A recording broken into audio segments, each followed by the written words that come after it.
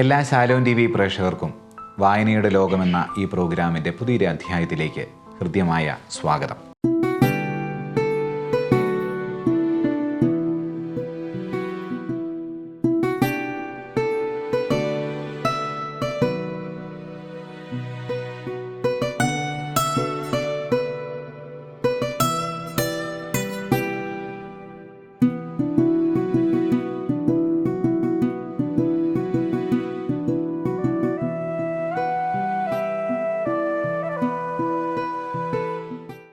Maria ഭക്തിയിലേക്ക് നിങ്ങളെ വളരുവാൻ സഹായിക്കുന്ന ഒരു ഗ്രന്ഥമാണ് ഞാനിന്ന് നിങ്ങളെ പരിചയപ്പെടുത്തുവാൻ ആഗ്രഹിക്കുന്നത്.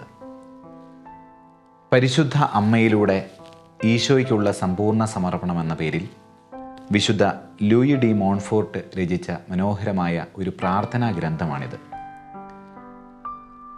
ഈ പുസ്തകം വായിക്കാനുള്ളതല്ല, മറിച്ച് അനുഭവിക്കാനുള്ളതാണ്, പ്രാർത്ഥിക്കാനുള്ളതാണ്. പരിശുദ്ധ അമ്മയിലൂടെ ഈശോയിലേക്ക് എങ്ങനെയാണ് ഒരു വ്യക്തിക്ക് പ്രയാണം നടത്തുവാൻ സാധിക്കുക എന്നതാണ് ഈ ഗ്രന്ഥത്തിലെ എല്ലാ പ്രാർത്ഥനകളും നമ്മളെ ബോധ്യപ്പെടുത്തുക.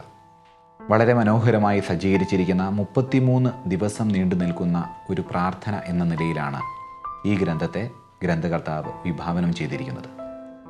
വളരെ ചെറുപ്പത്തിൽ തന്നെ മരിയ ഭക്തിയിലൂടെ വളർന്നു വരികയും മരിയ ഭക്തി പ്രചരിപ്പിക്കാനായി ജീവിതം മാറ്റിവെക്കുകയും ചെയ്ത ഒരു വിശുദ്ധനാണ് ഇദ്ദേഹം.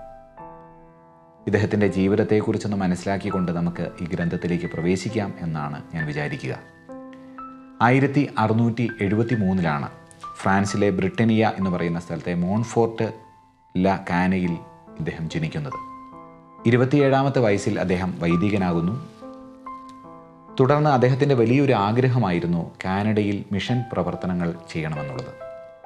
എന്നാൽ അദ്ദേഹത്തിൻ്റെ സഭാധികാരികളിൽ നിന്ന് അദ്ദേഹത്തിന് അതിന് അനുമതി ലഭിച്ചില്ല. തുടർന്ന് അദ്ദേഹം ഫ്രാൻസിൽ തന്നെ അദ്ദേഹത്തിൻ്റെ ആത്മീയ ശുശ്രൂഷകൾ നിർവഹിക്കുകയാണ്.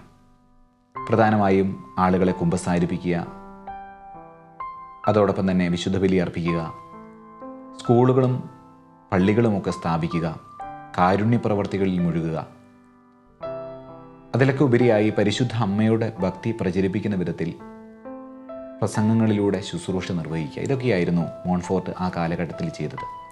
ഇങ്ങനെ സദാസമയവും സഞ്ചരിച്ചുകൊണ്ട് മിഷൻ പ്രവർത്തനങ്ങൾ നടത്തുന്ന ഒരു വേറിട്ട മിഷൻ പ്രവർത്തനമായിരുന്നു അദ്ദേഹം നിർവഹിച്ചു പോന്നത്. അങ്ങനെ അദ്ദേഹം ജീവിച്ചിരുന്ന കാലഘട്ടത്തിൽ അദ്ദേഹത്തിന് ചില എതിർപ്പുകൾ സഭാധികാരികളിൽ നിന്ന് രൂപപ്പെടുകയും അതിൻ്റെ ഫലമായി അദ്ദേഹത്തിൻ്റെ മിഷണറി ദൗത്യം തടസ്സപ്പെടുകയും ചെയ്ത അന്തരീക്ഷത്തിൽ അദ്ദേഹം ഒരിക്കൽ റോമിലേക്ക് 1000 മൈൽ ദൂരം കാൽനടയായി പോവുകയാണ്. അവിടെ ചെന്ന് മാർപ്പാപ്പയെ കാണുകയായിരുന്നു അദ്ദേഹത്തിൻ്റെ ലക്ഷ്യം. 11-ാം ക്ലെമൻ്റ് മാർപ്പാപ്പയായിരുന്നു അന്നുണ്ടായിരുന്നത്. അദ്ദേഹത്തെ ചെന്ന് കണ്ട് തൻ്റെ ഈ മിഷണറി പ്രവർത്തനം തുടരുവാൻ തന്നെ അനുവദിക്കണമെന്ന് അദ്ദേഹം അഭ്യർത്ഥിക്കുകയാണ്. മാർപ്പാപ്പ അദ്ദേഹത്തിന് അനുമതി നൽകിയതിൻ്റെ വെളിച്ചത്തിൽ അദ്ദേഹം തുടർന്നും അദ്ദേഹത്തിൻ്റെ ശുശ്രൂഷകൾ നിർവഹിച്ചു പോന്നു. അദ്ദേഹത്തിൻ്റെ ജീവിതകാലയളവിൽ 2 സഭകൾക്ക് അദ്ദേഹം രൂപം നൽകുന്നുണ്ട്. 43-ാമത്തെ വയസ്സിലാണ് അദ്ദേഹം ഈ ലോകവാസം വെടിഞ്ഞ് സ്വർഗത്തിലേക്ക് യാത്രയാകുന്നത്. മരണക്കിടകയിൽ കിടന്നുകൊണ്ട് അദ്ദേഹം നടത്തിയ പ്രാർത്ഥന വളരെ പ്രസിദ്ധമാണ്. ഒരു കൈയിൽ ക്രൂശിത രൂപവും മറുകൈയിൽ പരിശുദ്ധ അമ്മയുടെ ചിത്രവും പിടിച്ചുകൊണ്ട് അദ്ദേഹം ഇങ്ങനെ പിശാചിനോട് പറഞ്ഞുവെന്നാണ് പറയുക: നീ എന്നെ ആക്രമിക്കുന്നത് വെറുതെയാണ്, കാരണം ഞാൻ ഈശോയ്ക്കും മാതാവിനും മധ്യയാണ്. ഇനി ഞാൻ ഒരു പാപവും ചെയ്യുകയില്ല. ഈശോയിലേക്ക് വളരുവാനുള്ള വലിയൊരു വഴിയായി പരിശുദ്ധ അമ്മയെ കണ്ട വ്യക്തിയാണ് വിശുദ്ധ ലൂയി ഡി മോൺഫോർട്ട്. യഥാർത്ഥ മരിയ ഭക്തി എന്ന് പറയുന്ന വളരെ പ്രസിദ്ധമായ ഗ്രന്ഥം അദ്ദേഹം രചിച്ചിട്ടുണ്ട്. അതുകൂടാതെ ഒത്തിരിയേറെ മരിയ ഭക്തി ഉളവാകുന്ന, മരിയ ഭക്തിയെ പ്രഘോഷിക്കുന്ന ഒത്തിരിയേറെ ഗ്രന്ഥങ്ങൾ അദ്ദേഹം രചിച്ചതായി കാണാം. തൻ്റെ ജീവിതത്തിലുടനീളം ഈ മരിയ ഭക്തിയിലൂടെ ഈശോയിലേക്ക് വളരുവാൻ തീഷ്ണത കാണിച്ച ഈ വിശുദ്ധാത്മാവ് ഈ ആത്മീയ ഗ്രന്ഥം, ഈ പ്രാർത്ഥനാ ഗ്രന്ഥം രചിക്കുമ്പോൾ എങ്ങനെയാണ് പരിശുദ്ധ അമ്മയുടെ സാന്നിധ്യം നമ്മുടെ ജീവിതത്തെ മാറ്റിമറിക്കുന്നത് എന്ന് ഈ പ്രാർത്ഥനകളിലൂടെ തെളിയിച്ചു കാണിക്കുകയാണ്. ഈ ഗ്രന്ഥത്തെക്കുറിച്ച് ഭാഗ്യസ്മരണാർഹനായ വിശുദ്ധ ജോൺ പോൾ 2 മാർപ്പാപ്പ ഇങ്ങനെ അഭിപ്രായപ്പെടുന്നുണ്ട്: ഈ പുസ്തകം വായിച്ചത് എൻ്റെ ജീവിതത്തിൽ ഒരു വഴിത്തിരിവായി. ഈ ഭക്താഭ്യാസം അന്നു മുതൽ എൻ്റെ ജീവിതത്തിൻ്റെ ഭാഗമായിരുന്നു. എൻ്റെ ആന്തരിക ജീവിതത്തെയും ആത്മീയ ദൈവശാസ്ത്ര വീക്ഷണത്തെയും വളരെയധികം സ്വാധീനിക്കാൻ ഈ ഗ്രന്ഥത്തിന് സാധിച്ചു എന്നാണ് അദ്ദേഹം പറഞ്ഞു വയ്ക്കുക. പരിശുദ്ധ ദൈവമാതാവിന് നമ്മെ തന്നെ പൂർണ്ണമായി സമർപ്പിക്കുന്നതിലൂടെ ആത്മീയ ജീവിതത്തിൽ ഉദാത്തമായ വളർച്ചയുണ്ടാകുമെന്നാണ് ലൂയി മോൺഫോർട്ട് പറയുന്നത്. ഈശോയുമായി ഐക്യപ്പെടാനുള്ള ഏറ്റവും സരളവും ദൈർഘ്യവും കുറഞ്ഞതുമായ വഴികാട്ടിയായിട്ടാണ് അദ്ദേഹം ഇത് അവതരിപ്പിക്കുന്നത്. കർത്താവിൻ്റെ രണ്ടാമത്തെ ആഗമനത്തിനായി ഒരുക്കുകയും ചെയ്യുന്ന സകലർക്കും ഈ സമർപ്പണം അനിവാര്യമാണ്. കാരണം ഈശോയുടെ ആദ്യത്തെ ആഗമനം മറിയത്തിലൂടെ ആയിരുന്നതുപോലെ രണ്ടാമത്തെ ആഗമനത്തിലും വലിയൊരു ദൗത്യം അവൾ ഒരുക്കുന്നുണ്ട് എന്നാണ് പറയുന്നത്. ഈശോയുടെ ആദ്യത്തെ ആഗമനം പരിശുദ്ധ അമ്മയിലൂടെ ആയിരുന്നതുകൊണ്ട് തന്നെ ഈശോയുടെ രണ്ടാമത്തെ ആഗമനത്തിലേക്ക് നമ്മെ ഒരുക്കുവാൻ പരിശുദ്ധ അമ്മയുടെ മാധ്യസ്ഥം നമ്മുടെ ജീവിതത്തിൽ എത്രമേൽ അനിവാര്യമാണ് എന്ന് മോൺഫോർട്ട് എന്ന ഈ വിശുദ്ധൻ നമ്മളെ ഓർമ്മപ്പെടുത്തുകയാണ്. ഈ ഭക്താഭ്യാസം പിന്തുടരുന്നതുകൊണ്ട് എന്താണ് നമ്മുടെ വ്യക്തി ജീവിതത്തിൽ സംഭവിക്കാൻ പോകുന്ന അത്ഭുതങ്ങൾ എന്ന് ഈ ഗ്രന്ഥത്തിൽ പ്രസ്താവിക്കുന്നുണ്ട്. ഈ സമർപ്പണം നടത്തുന്ന വ്യക്തി ദൈവത്തിൽ പൂർണ്ണനായ ഒരു മനുഷ്യനായി മാറും. അധികമായ പ്രയത്നം കൂടാതെ യേശുവിൻ്റെ സ്വഭാവം ഒരു വ്യക്തിയിൽ രൂപപ്പെടും. മാമോദീസയിലെ വ്രതവാഗ്ദാനങ്ങൾ നവീകരിക്കുവാനാകും. വിശുദ്ധിയിൽ വളരുകയും വിശ്വാസം, പ്രത്യാശ, സ്നേഹം എന്നിവ വർദ്ധിപ്പിക്കുകയും ചെയ്യും. നമ്മുടെ ദൈവവിളി സന്തോഷത്തോടെ ജീവിക്കാൻ സാധിക്കും. സമർപ്പണത്തിന് ശേഷം ജീവിതത്തിൽ കൃപകൾ അതിയായി വർദ്ധിക്കുന്നതിന് ഇത് കാരണമാകും. ചെയ്തുപോയ പാപങ്ങൾ ഓർത്ത് ഒരിക്കലും നിരാശപ്പെടുകയില്ല. കൂടാതെ നിങ്ങളെ സ്നേഹത്തിൽ വളർത്തുവാനും ഈ ഗ്രന്ഥം നിങ്ങളെ സഹായിക്കും എന്നാണ് അദ്ദേഹം പറയുന്നത്. ഈ ഗ്രന്ഥത്തിൽ വിശുദ്ധ മോൺഫോർട്ട് പറയുന്നു, പരിശുദ്ധ ദൈവമാതാവിൻ്റെ ഏതെങ്കിലും ഒരു തിരുനാൾ ദിനത്തോട് അനുബന്ധിച്ചാണ് ഈ പ്രാർത്ഥന ആരംഭിക്കേണ്ടതെന്ന്. 33 ദിവസങ്ങൾ നീണ്ടു നിൽക്കുന്ന ഈ ഒരുക്കം അതിൻ്റെ ഓരോ ദിവസങ്ങളിലും ഓരോ വ്യത്യസ്തങ്ങളായ നിയോഗങ്ങൾ വെച്ചുകൊണ്ട് പരിശുദ്ധ അമ്മയിലൂടെ ഈശോയിലേക്ക് വളരുവാനുള്ള വചനവിചിന്തനങ്ങളും പ്രാർത്ഥനകളുമൊക്കെയാണ് ഉൾച്ചേർത്തിരിക്കുന്നത്. അതിൽ ഒന്നാമത്തെ ആഴ്ച പ്രധാനമായും സ്വയം അറിയുന്നതിനും പാപങ്ങളെക്കുറിച്ചുള്ള പശ്ചാത്താപം ഒരു വ്യക്തിയിൽ ജനിക്കുന്ന വിധത്തിലുമാണ് അതിലെ പ്രാർത്ഥനകൾ, അതിലെ വിചിന്തനങ്ങളൊക്കെ ക്രമീകരിച്ചിരിക്കുന്നത്. രണ്ടാമത്തെ ആഴ്ചയിലേക്ക് കടന്നു വരുമ്പോൾ പരിശുദ്ധ ദൈവമാതാവിനെ ആഴത്തിൽ അറിയുന്നതിനായി പരിശുദ്ധാത്മാവിനോട് കൃപ യാചിച്ചുകൊണ്ട് നടത്തുന്ന പ്രാർത്ഥനകളാണ് രണ്ടാമത്തെ ആഴ്ചയിൽ ഇതിൻ്റെ അകത്ത് ക്രമീകരിച്ചിരിക്കുക. മൂന്നാമത്തെ ആഴ്ചയിലേക്ക് വരുമ്പോഴേക്കും ക്രിസ്തുവിനെ കൂടുതൽ ആഴത്തിൽ അനുഭവിക്കാൻ ഉതകുന്ന വിധത്തിലുള്ള പ്രാർത്ഥനകളുമാണ് ഇതിൻ്റെ അകത്ത് ഇദ്ദേഹം ക്രമീകരിച്ചിരിക്കുന്നത്. ഇങ്ങനെ 33 ദിവസങ്ങൾ നീണ്ടു നിൽക്കുന്ന പരിശുദ്ധ അമ്മയിലൂടെയുള്ള ഈശോയിലേക്കുള്ള ഈ പ്രയാണം നമ്മൾ പൂർത്തീകരിക്കുമ്പോൾ തീർച്ചയായും പുതിയ ഒരു മനുഷ്യനായി നമ്മൾ പുനർജനിക്കുമെന്നതാണ് ഈ പ്രാർത്ഥനാ ഗ്രന്ഥം നമുക്ക് മുമ്പിലേക്ക് വച്ചു നീട്ടുന്ന ഏറ്റവും വലിയൊരു സാധ്യത. നമുക്കറിയാം, ഈ കാലഘട്ടത്തിൽ മരിയ ഭക്തിയുടെ പ്രാധാന്യം വളരെ അധികമാണ്. പ്രത്യേകിച്ച് വിശുദ്ധിയെക്കുറിച്ചും പരിശുദ്ധിയെക്കുറിച്ചുമൊക്കെയുള്ള ചിന്തകൾ അസ്തമിച്ചു പോകുന്ന, ശരീരത്തിൻ്റെ സുഖങ്ങളിൽ അഭിരമിക്കുവാനുള്ള ആത്മവിശുദ്ധീകരണത്തെക്കുറിച്ചുള്ള ബോധ്യങ്ങൾ അസ്തമിച്ചു പോകുന്ന ഈ കാലഘട്ടത്തിൽ പരിശുദ്ധ അമ്മ നമുക്കെപ്പോഴും ഒരു മാർഗദീപമാണ്.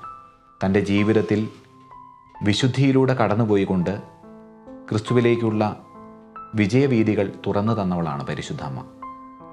ഉഷകാല നക്ഷത്രമെന്നാണ് പരിശുദ്ധ അമ്മയെക്കുറിച്ച് വിശേഷിപ്പിക്കുക. കടലിൽ ദിക്ക് അറിയാതെ ഉഴറുന്ന നാവികരെ പോലെ ജീവിതത്തിൻ്റെ പ്രതിസന്ധികളിൽ നമ്മൾ പ്രത്യാശയുടെ കിരണങ്ങൾ എവിടെയാണെന്ന് തിരിച്ചറിയുവാൻ സാധിക്കാതെ ക്രിസ്തുവിലേക്കുള്ള നമ്മുടെ കാഴ്ചകളും കാഴ്ചപ്പാടുകളുമൊക്കെ ചിതറിക്കപ്പെട്ടു പോകുന്ന കാലഘട്ടത്തിൽ തീർച്ചയായും പരിശുദ്ധ അമ്മയിലൂടെയുള്ള മാധ്യസ്ഥ പ്രാർത്ഥന നമ്മെ ക്രിസ്തുവിലേക്ക് ആനയിക്കുമെന്ന കാര്യത്തിൽ യാതൊരു സംശയവുമില്ല. അതുകൊണ്ട് തന്നെ ഈ കാലഘട്ടത്തിൽ മരിയ ഭക്തി വളരെയധികം പ്രാധാന്യമുള്ള ഒരു കാര്യമാണ്. വിശുദ്ധ ഡോൺ ബോസ്കോയ്ക്കുണ്ടാകുന്ന ഒരു സ്വകാര്യ ദർശനത്തെക്കുറിച്ച് ഒരിക്കൽ ഞാൻ സൂചിപ്പിച്ചിട്ടുണ്ട്. ആർത്തിരമ്പുന്ന ഒരു കടൽ തിരമാലയിലൂടെ കടന്നു വരുന്ന കപ്പലിൽ, അത് സഭയുടെ പ്രതിരൂപമാണ്, അതിനകത്തു നിന്നും പുറത്തു നിന്നും അതിന് ആക്രമണങ്ങൾ നേരിട്ടുകൊണ്ടിരിക്കുന്നു. വിശുദ്ധ ഡോൺ ബോസ്കോയുടെ ജീവിതത്തിലുണ്ടായ ഒരു സ്വകാര്യ ദർശനത്തെക്കുറിച്ച് മുമ്പൊരിക്കൽ ഞാൻ പ്രസ്താവിച്ചിട്ടുണ്ട്. ആർത്തിരമ്പുന്ന ഒരു കടൽ തിരമാലയിലൂടെ ഒരു കപ്പൽ യാത്ര ചെയ്തു വരികയാണ്. ആ കപ്പൽ സഭയുടെ പ്രതിരൂപമാണ്. ആ കപ്പലിലുള്ള മനുഷ്യരും കപ്പലിൽ നിന്ന് പുറത്തുള്ള മനുഷ്യരും തമ്മിൽ സംഘടനത്തിൽ ഏർപ്പെട്ടിരിക്കുകയാണ്. അതായത് സഭയ്ക്ക് ഒരേ സമയം സഭയാകുന്ന കപ്പലിൽ സഭയുടെ അകത്തുനിന്നും പുറത്തുനിന്നും അതിന് പ്രതിബന്ധങ്ങൾ രൂപപ്പെടുമെന്നും ആ പ്രതിബന്ധങ്ങളെ അതിജീവിക്കാനുള്ള പ്രധാനപ്പെട്ട 2 ശക്തി സ്രോതസ്സുകളായി അദ്ദേഹത്തിന് വെളിപ്പെട്ട് കിട്ടിയത് ഒന്ന് ദിവ്യകാരുണ്യ ഭക്തിയും മറ്റൊന്ന് പരിശുദ്ധ അമ്മയോടുള്ള ഭക്തിയുമാണ് എന്നാണ് ആ സ്വകാര്യ ദർശനത്തിലൂടെ വെളിവാക്കപ്പെടുന്ന അർത്ഥതലങ്ങൾ. തീർച്ചയായിട്ടും പരിശുദ്ധ അമ്മയോടുള്ള മാധ്യസ്ഥം ഈ കാലഘട്ടത്തിൽ സഭയ്ക്ക് മുന്നോട്ടുള്ള പ്രയാണത്തിന് വളരെ അത്യന്താപേക്ഷിതമാണെന്നും ഓരോ വിശ്വാസിയുടെ ജീവിതത്തെയും ബലപ്പെടുത്തുവാനും ക്രിസ്തുവിലേക്ക് വളരുവാനും പരിശുദ്ധ അമ്മയുടെ സാന്നിധ്യം അനിവാര്യമാണെന്നുമൊക്കെയുള്ള ബോധ്യം ഈ ഗ്രന്ഥം നമുക്ക് പകർന്നു നൽകുന്നുണ്ട്. യേശുവിനെതിരായ ലൗകിക ചൈതന്യത്തെ പാടെ ഉപേക്ഷിക്കുക, ലൗകിക ചൈതന്യം അടിസ്ഥാനപരമായി ദൈവത്തിൻ്റെ സർവാധിപത്യത്തെ നിഷേധിക്കുന്നതാണ് എന്നുള്ള തിരിച്ചറിവ് രൂപപ്പെടുത്തുക തുടങ്ങിയ ബോധ്യങ്ങളിലേക്ക് വളരുവാൻ ഈ ഗ്രന്ഥം നമ്മെ സഹായിക്കുന്നുണ്ട്. അനുസരണക്കേടിലും പാപത്തിലും ഈ നിഷേധം പ്രകടമാകുന്നു. അങ്ങനെ ഇത് ക്രിസ്തുവിൻ്റെ ചൈതന്യത്തിന് എതിരാകുന്നു. അതുതന്നെ മറിയത്തിൻ്റെ ചൈതന്യവും, അതായത് പരിശുദ്ധ അമ്മ ഈ ലോകത്തിൻ്റെ അരൂപിയെ എതിർത്ത് നിന്ന് ക്രിസ്തുവിലേക്ക് എങ്ങനെയാണോ പരിപൂർണമായും വിധേയപ്പെട്ടതുപോലെ, അതുപോലെ പരിശുദ്ധ അമ്മയുടെ മാധ്യസ്ഥത്തിലൂടെ ക്രിസ്തുവിൻ്റെ ചൈതന്യത്തിലേക്ക് വളരുവാനും ഈ ലോകത്തിൻ്റെ അരൂപികളെ അതിജീവിക്കുവാനും ഈ പുസ്തകം പ്രേരണയായി തീരുന്നുവെന്ന് ഈ ഗ്രന്ഥകർത്താവ് പറഞ്ഞു വയ്ക്കുകയാണ്. എല്ലാ തരത്തിലുമുള്ള പാപം, പിശാച് നമ്മെ പാപത്തിലേക്ക് നയിക്കുന്ന സാഹചര്യങ്ങളെല്ലാം, മനസ്സിൽ ഇരുട്ടും തെറ്റും പരത്തുന്ന എല്ലാ പ്രവൃത്തികളും, ഇച്ഛയെ പ്രലോഭിപ്പിക്കുകയും മലീമസമാക്കുകയും ചെയ്യുന്നതൊക്കെയും മനുഷ്യരിലൂടെയും വസ്തുക്കളിലൂടെയും സ്ഥലങ്ങളിലൂടെയും പിശാച് ഉപയോഗിക്കുന്ന വശീകരണവും മനോഹാരിതയും ആണ് അതിൻ്റെ ആഡംബര സ്വഭാവം എന്ന് അദ്ദേഹം പറയുകയാണ്. ക്രിസ്തുവിനെ നിഷേധിച്ചുകൊണ്ട് ഈ ലോകം വെച്ച് നീട്ടുന്ന ചില ആഡംബര ഭ്രമങ്ങളിലൂടെ, ലൗകിക സുഖങ്ങളിലൂടെ പിശാച് നമ്മളിൽ സൃഷ്ടിക്കുന്ന പാപത്തിൻ്റെ കറകളെ അതിജീവിക്കാൻ നിർമ്മലയായ പരിശുദ്ധ അമ്മയുടെ, അമലോത്ഭവിയായ പരിശുദ്ധ അമ്മയുടെ മാധ്യസ്ഥം എത്രത്തോളം സഹായകമാകുമെന്നുള്ള വലിയൊരു ആത്മീയ ബോധ്യം ഈ ഗ്രന്ഥം നമുക്ക് പകർന്നു നൽകുകയാണ്. വിശുദ്ധ ഹെൻറി ന്യൂമാൻ അദ്ദേഹം ഒരിക്കൽ ഇങ്ങനെ പ്രസ്താവിക്കുന്നുണ്ട്. നമുക്കറിയാം, അദ്ദേഹം ഒരു ആംഗ്ലിക്കൻ സഭയിൽ നിന്നുമാണ് കത്തോലിക്ക സഭയിലേക്ക് വരുന്നത്. കത്തോലിക്ക മതവിശ്വാസം സ്വീകരിച്ച നിമിഷത്തിൽ അദ്ദേഹം പ്രഘോഷിക്കുന്ന ഒരു കാര്യമുണ്ട്. ഇതാ, അമ്മയില്ലാത്തൊരു സഭയിൽ നിന്നും അമ്മയുള്ള സഭയിലേക്കും വരുവാൻ എനിക്ക് ഭാഗ്യം ലഭിച്ചു എന്ന്. തീർച്ചയായിട്ടും നമ്മൾ കത്തോലിക്കർ ഏറ്റവും കൂടുതൽ അഭിമാനം കൊള്ളേണ്ട ഒരു വസ്തുത നമ്മുടെ സഭയിൽ പരിശുദ്ധ അമ്മയുടെ സാന്നിധ്യമുണ്ട് എന്നുള്ളതാണ്. ഒരു ഭവനത്തിൽ ഒരമ്മയുടെ അസാന്നിധ്യം എത്രമാത്രം ശൂന്യത സൃഷ്ടിക്കുമോ, അതുപോലെ തന്നെയാണ് ഒരു സഭയിൽ അമ്മയുടെ അസാന്നിധ്യം സൃഷ്ടിക്കുന്ന ശൂന്യതയും. എന്ന് പറഞ്ഞാൽ, പരിശുദ്ധ അമ്മയോടുള്ള മാധ്യസ്ഥം യാചിച്ചുകൊണ്ട് നമ്മൾ പ്രാർത്ഥിക്കുന്നില്ല എങ്കിൽ സഭയാകുന്ന ഈ ഭവനത്തിലൂടെയുള്ള നമ്മുടെ യാത്ര അത്ര സുഗമമായിരിക്കില്ല എന്ന് ചുരുക്കം. അതുകൊണ്ടാണ് പരിശുദ്ധ അമ്മയെ അക്രൈസ്തവർക്ക് പോലും വലിയ ഒരു വിശ്വാസവും പ്രതീക്ഷയുമായി മാറുന്നത്. ഞാൻ ഓർക്കുകയാണ്, മലയാള സാഹിത്യത്തിലെ വളരെ പ്രസിദ്ധനായ ഒരു നിരൂപകനായിരുന്നല്ലോ KP അപ്പൻ. അക്രൈസ്തവനായൊരു മനുഷ്യൻ. പക്ഷേ അദ്ദേഹം രചിച്ചിരിക്കുന്ന വളരെ മനോഹരമായൊരു ഗ്രന്ഥമുണ്ട്. ആ ഗ്രന്ഥത്തിൻ്റെ പേര് മധുരം നിൻ്റെ ജീവിതമെന്നാണ്. ജീവിതത്തിൽ എത്രയോ കയ്പനുഭവങ്ങളിലൂടെയാണ് പരിശുദ്ധ അമ്മ കടന്നുപോയത്. എത്രയോ അവഗണനകളിലൂടെയാണ് അവൾ കടന്നുപോയത്. നിന്റെ ഹൃദയത്തിലൂടെ ഒരു വാൾ തുളച്ചു കയറുമെന്ന ശിമയോൻ്റെ പ്രവചനങ്ങളെ പൂർത്തീകരിക്കുന്ന വിധത്തിൽ അവളുടെ ജീവിതത്തിൽ അവൾ കടന്നുപോയ സഹനങ്ങൾക്ക് കയ്യും കണക്കും ഉണ്ടായിരുന്നില്ല. പക്ഷേ അത്രയേറെ സഹനങ്ങളിലൂടെ കടന്നുപോയ പരിശുദ്ധ അമ്മയുടെ ജീവിതത്തെ നോക്കി ഒരു അക്രൈസ്തവനായ സാഹിത്യകാരൻ മധുരം നിൻ്റെ ജീവിതമെന്ന് വിശേഷിപ്പിക്കുകയാണ്. പരിശുദ്ധ അമ്മയെക്കുറിച്ചുള്ള മനോഹരമായ ആ ചെറു ഗ്രന്ഥത്തിൽ പരിശുദ്ധ അമ്മയുടെ ജീവിതത്തിൻ്റെ അഗാധമായ തലങ്ങളെ വളരെ മനോഹരമായി അദ്ദേഹം അവതരിപ്പിക്കുന്നുണ്ട്. ഒരു അക്രൈസ്തവന് പോലും തോന്നുകയാണ് ഇത്രമേൽ കൈപ്പേറിയ അനുഭവങ്ങളിലൂടെ കടന്നു പോയിട്ടും പരിശുദ്ധ അമ്മയുടെ ജീവിതം മധുരിക്കുന്നതായിരുന്നുവെന്ന്. തീർച്ചയായിട്ടും നമ്മൾ മനസ്സിലാക്കേണ്ട ഒരു കാര്യമുണ്ട്. പരിശുദ്ധ അമ്മയെ മനസ്സിലാക്കുന്നതിൽ ഈ കാലയളവിൽ നമുക്ക് എത്രത്തോളം തെറ്റുകൾ സംഭവിക്കുന്നുണ്ട് എന്ന കാര്യത്തിൽ കുറച്ചും കൂടെ ബോധവാന്മാരാകാൻ നമുക്ക് ഉത്തരവാദിത്വമുണ്ട്. കുറച്ചുകൂടെ പരിശുദ്ധ അമ്മയുടെ എളിമയെയും ജീവിത വിശുദ്ധിയും ഒക്കെ നമ്മുടെ ജീവിതത്തിൻ്റെ മാനദണ്ഡമാക്കാൻ നമുക്ക് ഉത്തരവാദിത്വമുണ്ട്. പലപ്പോഴും ഞാൻ ചിന്തിക്കാറുണ്ട്, വിശുദ്ധ യോഹന്നാൻ്റെ സുവിശേഷം 2-ാം അധ്യായത്തിൽ കാനായിലെ കല്യാണ വിരുന്നിൽ പരിശുദ്ധ അമ്മയുടെ അഭ്യർത്ഥന മൂലം ഈശോ അത്ഭുതം പ്രവർത്തിച്ചതിനെക്കുറിച്ച്. ഈശോയുടെ പ്രഥമമായ അത്ഭുതത്തിന് കാരണക്കാരിയായി തീരുകയാണ് പരിശുദ്ധ അമ്മ. അവിടെ ഈശോ പറയുന്നുണ്ട്, സ്ത്രീ എനിക്കും നിനക്കും എന്ത്, എൻ്റെ സമയം ഇനിയും ആയിട്ടില്ല. എൻ്റെ സമയം ഇനിയും ആയിട്ടില്ല എന്ന് പറഞ്ഞിട്ടും പരിശുദ്ധ അമ്മയുടെ വാക്കനുസരിച്ച് പുത്രൻ അത്ഭുതം പ്രവർത്തിക്കുകയാണ്. എന്തുകൊണ്ടായിരിക്കാം സമയമാകുന്നതിന് മുമ്പേ ക്രിസ്തു അത്ഭുതം പ്രവർത്തിച്ചത്? തീർച്ചയായിട്ടും ഞാൻ മനസ്സിലാക്കുന്നത് പരിശുദ്ധ അമ്മ അമലോത്ഭവിയായിരുന്നതുകൊണ്ടും അവളിൽ പരിശുദ്ധി വിളങ്ങി നിന്നിരുന്നതുകൊണ്ടും അതിനു മുമ്പിൽ ഈശോയ്ക്ക് പിന്നെ മറ്റൊരു വാക്ക് ഉണ്ടായിരുന്നില്ല എന്നതാണ് യാഥാർത്ഥ്യം. സമയമാകുന്നതിന് മുമ്പ് തന്നെ ഈശോ അവിടെ അത്ഭുതം പ്രവർത്തിക്കുകയാണ്. എന്ന് പറഞ്ഞാൽ നമ്മുടെയൊക്കെ ജീവിതത്തിൽ പരിശുദ്ധ അമ്മയെപ്പോലെ പരിശുദ്ധരായി ജീവിക്കാനുള്ള ഒരു ആഗ്രഹമുണ്ടെങ്കിൽ, അതിനുവേണ്ടിയുള്ള പ്രയത്നമുണ്ടെങ്കിൽ തീർച്ചയായും നമ്മുടെ എല്ലാ പ്രാർത്ഥനകളെയും ക്രിസ്തു അംഗീകരിക്കുമെന്നുള്ള വലിയൊരു യാഥാർത്ഥ്യത്തിൻ്റെ സാക്ഷ്യമാണ് ഈ കാനായിലെ അത്ഭുതമെന്ന് പറയുന്നത്. തീർച്ചയായും പരിശുദ്ധ അമ്മയിലേക്ക് ഈ പ്രാർത്ഥനകളിലൂടെ നമ്മൾ വളരുമ്പോൾ അതുവഴി ഈശോയിലേക്ക് വളരുവാനും ഈശോയുമായി നല്ല ഒരു ബന്ധം സ്ഥാപിക്കാനുമൊക്കെ നമുക്ക് സാധിക്കും. പരിശുദ്ധ അമ്മയുടെ ഉദരമായിരുന്നു ആദ്യത്തെ സക്രാരി. നമ്മുടെയൊക്കെ ഹൃദയം ഒരു സക്രാരിയായി മാറണമെങ്കിൽ പരിശുദ്ധ അമ്മയോടുള്ള മാധ്യസ്ഥം വളരെ അനിവാര്യമാണ് എന്ന് ഈ ഗ്രന്ഥം നമ്മളെ ഓർമ്മപ്പെടുത്തുകയാണ്. ഹവ്വായിലൂടെ പാപം ഈ ലോകത്തിലേക്ക് രംഗപ്രവേശം ചെയ്തുവെങ്കിൽ രണ്ടാമത്തെ ഹവ്വായായ പരിശുദ്ധ മറിയത്തിലൂടെ ആ പാപത്തിന് പകരമായി ഈശോ, നമ്മളെ രക്ഷിക്കുവാനായി ഈശോ ഈ ലോകത്തിലേക്ക് കടന്നു വന്നുവെന്നാണ് സഭാപിതാക്കന്മാർ നിരീക്ഷിക്കുക. തീർച്ചയായിട്ടും പരിശുദ്ധ അമ്മയുടെ ഈ ജീവിത മാതൃക പിന്തുടർന്നുകൊണ്ട് നമ്മുടെ ഹൃദയം ഒരു സക്രാരിയാക്കി മാറ്റിക്കൊണ്ട് അനേകം മക്കൾക്ക് വിശ്വാസ സാക്ഷ്യത്തിൻ്റെ വെളിച്ചം പകർന്നു നൽകുവാൻ നമ്മെ സഹായിക്കുകയാണ് ഈ ഗ്രന്ഥത്തിലെ ഓരോ പ്രാർത്ഥനയും.